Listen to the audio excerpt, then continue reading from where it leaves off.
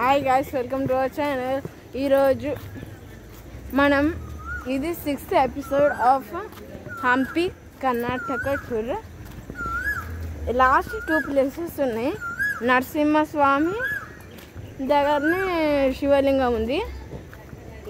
దీని ప్రత్యేకత అంటే ఇది ఒక పెద్ద నరసింహ స్టాచ్యూ. ఒక నార్మల్ మనిషి కన్నా చాలా హైట్ ఉంటుందంట. చూడండి గాయ్స్, చూపిస్తా. చూడండి, ఉగ్రరూప నరసింహ.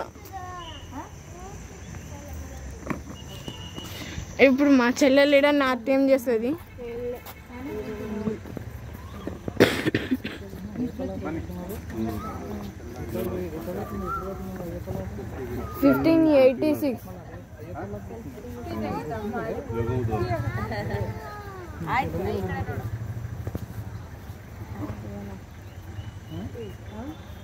చూడండి గైస్, అప్పుడు అంతా అప్పుడు ఏమంటావు రాయి రాకండి అహాలేకైంది ఇప్పుడు.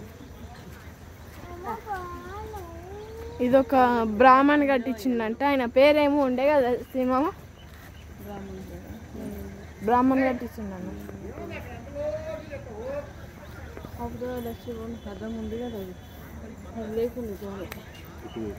సింహం ఎవరు?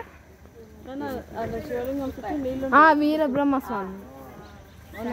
మళ్ళీ ఎవరు?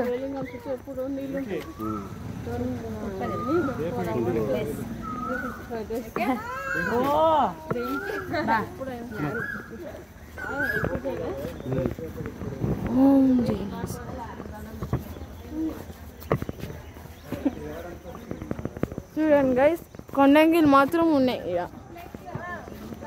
ఈడ కోతలు కూడా ఉంటాయి, జాగ్రత్తగా ఉండండి గైస్.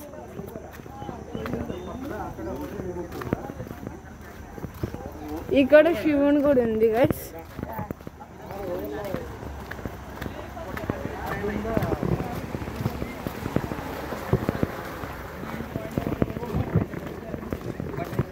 ఇక్కడ క్లోజ్ చేసేసింది గైస్.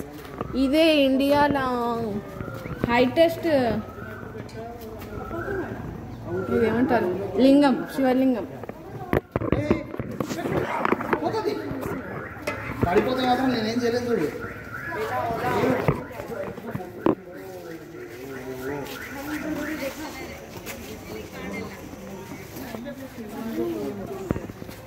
जो है ना हम्पी में बड़ा बिगेस्ट शिवलिंग है.